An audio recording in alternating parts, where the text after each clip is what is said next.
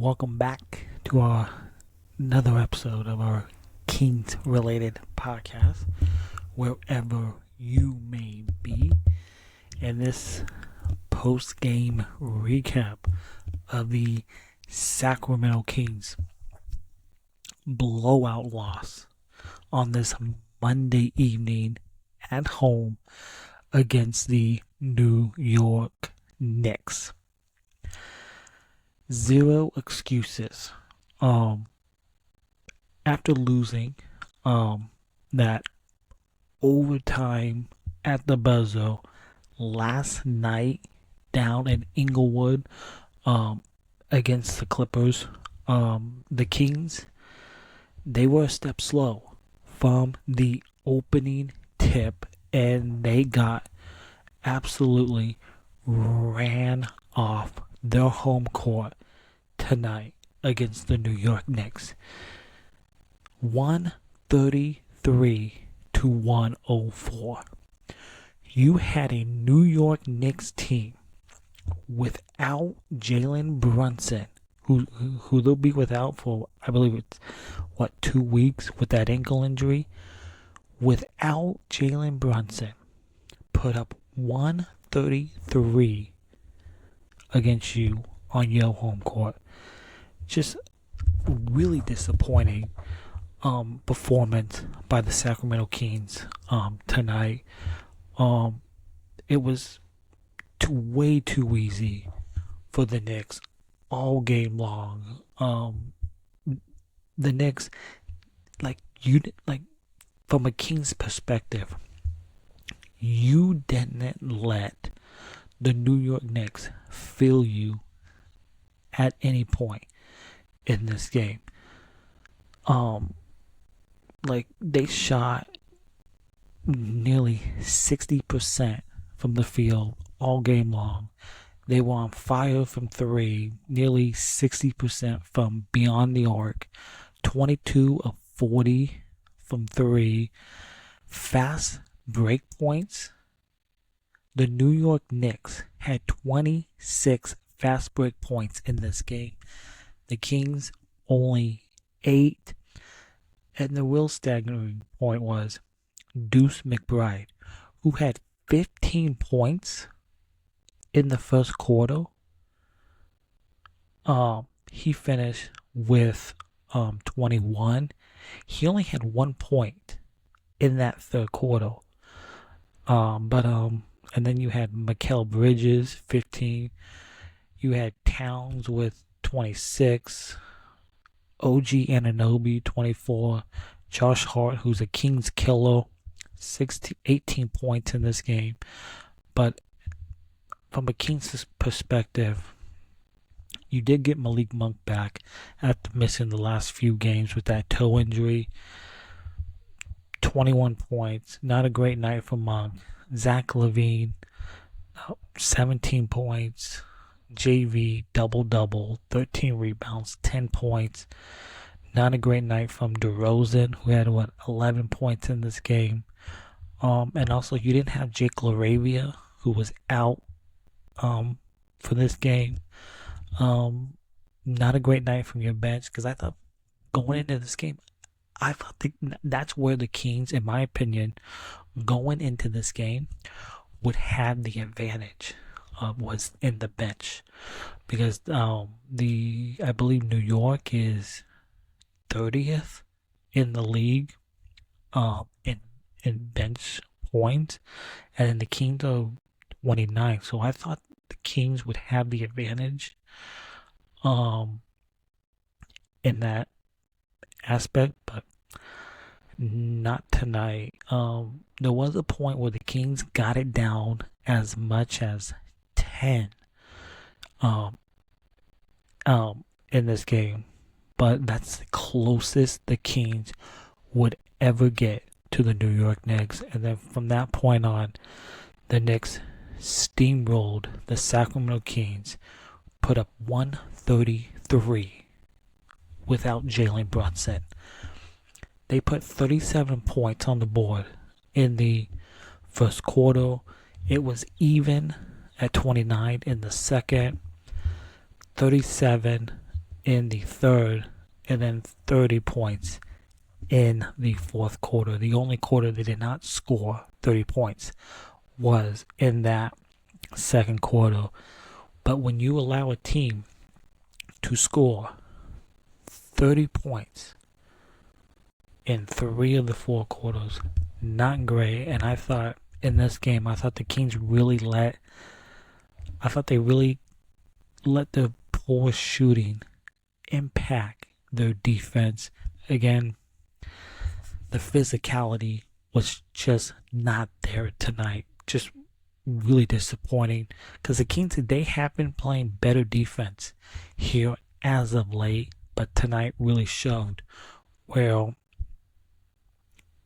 like it was way too easy all night long for the New York Knicks. And give the Knicks credit, they've been off since Friday. They last played on Friday. They had Saturday off, Sunday. Kings had that heartbreaking game last night in overtime against the Clippers. And that's where that game hurts the most. They looked tired after last night's game. When you got Sabonis missing, you got LaRavia missing as well. The New York Knicks are just a bad matchup for the Sacramento Kings. True. But the bottom line is the Sacramento Kings lost tonight. And the Kings' last 3 losses are against playoff teams. The Knicks, the Clippers, and the Nuggets. 2 of those games you should have won. You should have won that game against the Nuggets if you don't have that fourth quarter collapse. And you should have won. You should have won last night in regulation, but you didn't. And tonight, the Kings got absolutely manhandled. Tonight, and you got 3 better teams are coming. And then with this loss tonight, the Sacramento Kings are now 12-21 against teams above 500, which is worse than every team in the top 10 of the Western Conference standings, except for the team that's right behind you in 10th, the Dallas Mavericks. Sacramento is 21-10 against teams below 500. So you are beating the teams you're supposed to be, but you are under 500. You are 12-21 against teams above 500. You know what that tells me? The Kings are a team stuck in the middle and not a great team. You can't beat the good teams, and that's a problem. And you got 2 massive games coming up on Thursday in San Francisco, and then Friday in Phoenix. And you got, I believe you're a game and a half now out of the 6th seed in the West. And then you're a game ahead of Dallas in that 9-10 spot. But just really disappointing from the Kings tonight and their performance, where they just get absolutely manhandled in this game. Just like after last night and the heartbreaker, just now you have 2 days off, won't practice tomorrow, and then you got a big game. You lead the season series over the Golden State Warriors, 2-1. You win that game, you have the tiebreaker, and then you lead the season series 2-0 against the Phoenix Suns. Both games are massive games. If you lose those games, most likely you will be in that 9-10 matchup and one game and you're done. Because if you lose, you're out. So those two games are massive games for Sacramento. And just look like the Kings tonight, they were just sloppy. Kings 15 turnovers in this game. The Knicks 24 points off those turnovers. Rebounding, you got 13 steals from the Knicks. The Knicks, they won the turnover battle +3. But not a great night for the Sacramento Kings in this game. Just a couple things that stood out. You did have the return of Malik Monk, who missed the last 3 games with that toe injury. And after a 1 of 7 shooting night, to start this game, I thought Malik Monk, he settled in. He started making buckets, but he finished with 21 points and 4 assists in this game.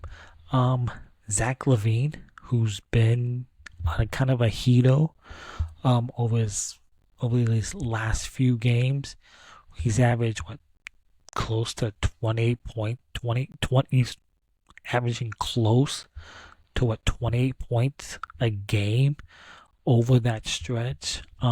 He had an efficient shooting night. He was 5 of 10 from the field, 17 points, but the Kings needed twice that many attempts, so to even make up ground.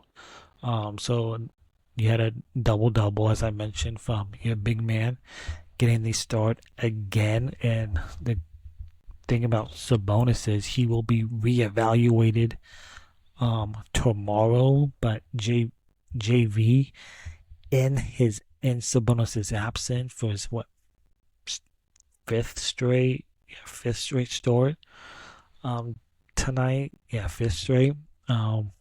He picked up his third double-double over that stretch.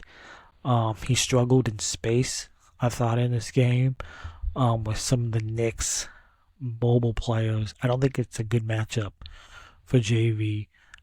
He had 13 points, 10 rebounds in this game. Open looks. The Kings, that's one thing the Kings gave the Knicks. Too many open looks in this game. I thought the Kings had some open looks themselves. Keegan Murray had plenty of opportunities from long range in this game, but came up empty on most of them. I would think maybe tired legs was maybe mainly part of the reason for that. But after a strong stretch of games, Keegan, he went 1 of 6 from beyond the arc, and he finished with 9 points and just 2 rebounds in this game. And Keegan Murray, who was absolutely phenomenal in that game last night in LA, he played 47 minutes in that overtime game last night. Just absolutely incredible. There was not a lot of bright spots in this game from a Kings perspective. So not many bright spots. The Kings just got absolutely manhandled from the beginning. And and I thought this was going to be a tough game for the Kings to win. But Keon Ellis, who continued to play despite the lopsided blowout score. He came off the bench with Monk returning to action in this one. So Keon was back to his role off the bench, and he finished with 9 points, 3 rebounds, a steal, and a block in this game. He was in foul trouble for most of this game. Only played 18 minutes, so not a great Keon game. But the Kings starting lineup looked off without him.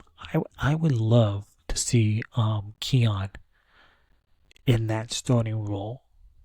I think the Kings I think it's better with Keon Ellis in that starting role than him coming off the bench. In games like this, in blowout games, it is an opportunity for players who don't get that playing time, and that is Isaac Jones. Isaac Jones, who has played sparingly since Doug Christie's taken over as the interim head coach.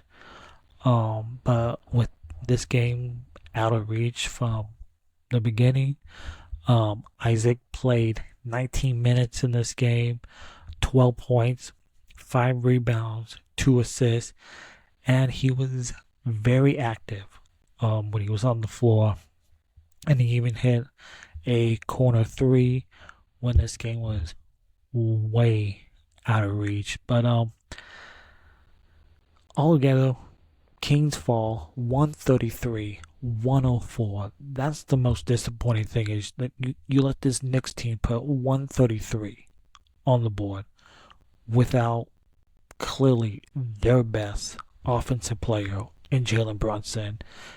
And also disappointing, as I mentioned, you had a heartbreaking loss last night, and this is how you come out and play on a second half of back-to-back. I don't care if it's the second. Every team's goes through back-to-backs in the NBA, and the way the Kings played tonight, like Malik Monk said it in post game, the New York Knicks outworked you tonight. Completely unacceptable. And I said it earlier in this episode. The New York Knicks got anything they wanted tonight. It was way too easy for them all night long. I didn't think the closeouts on the Knicks threes were great from Kings defenders. And the Kings defense tonight, not the same defense that we've seen over this good stretch. The Kings have been playing a good stretch of basketball, like the best stretch of basketball that they've been playing during this stretch. That was not tonight. So Kings look to regroup, because you got 2 massive games. Thursday in San Francisco, and then Friday in the Valley of the Desert in Phoenix. 2 games that are extremely important in the standings of the West in that play-in. And if the Kings want to somehow get into that 7-8 spot, you got to win these games, because you, right now, as it stands, the Sacramento Kings, they hold the tiebreakers over Golden State and Phoenix. And if you lose Thursday, The next tiebreaker, I believe, is since you're in the same division. I think the next tiebreaker is division, and I think the Kings would still hold the tiebreaker over Golden State, but just won tomorrow. And this is a Golden State team who's been playing better since they gotten Jimmy Butler at the deadline. I believe they've only lost one game, but this is a Golden State team that absolutely punked you in the last meeting. And in a game where Steph Curry did not hurt you. It was the other guys on Golden State that hurt you. So I want to see this Kings team on Thursday night, and it's going to be on TNT. So you're going to have a national audience, all eyes. I want to see the Kings come out and play pissed off.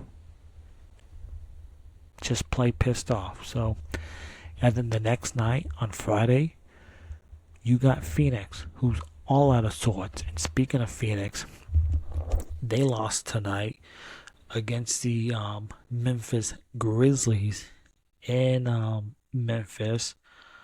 They lost by 2, 120 to 118. They're 5 games under 500. They are 11th in the West. They're on the outside of the play-in, but you got to win those 2 games. You got to win those 2 games. Those games are way too important to drop in the standings. So you got the Dallas Mavericks, who beat San Antonio. And then other games with standing implications. You got the Houston Rockets. They beat the Orlando Magic. But looking at the standings right now, it is extremely close.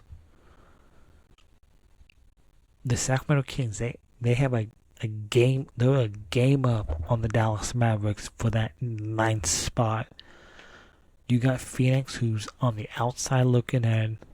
In all likelihood, the Kings are going to be either, in my opinion, they're either going to be 9th, 10th, or out of this play-in when we get done with this absolutely brutal stretch of games that they are in. But it starts Thursday. 2 massive games back to back, Thursday and Friday. The Kings have got to play better than they did tonight. And the way the Kings are this season, where you are 12-21 against teams over 500, and then you can beat the team, and then you're 21-12 against teams under 500. You are taking care of business against teams you should beat, but teams that are better than you, you're not. It's not a great team. It's a team stuck in the middle, but you got a chance to beat the Golden State Warriors and win that tiebreaker.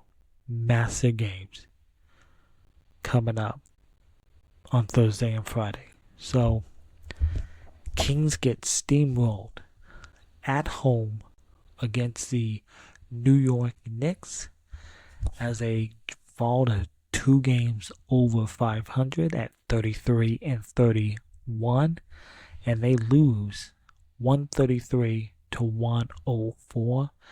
Kings are back in action Thursday night against the Golden State Warriors, and we will have another post-game recap following that game right here on our Kings-related YouTube channel.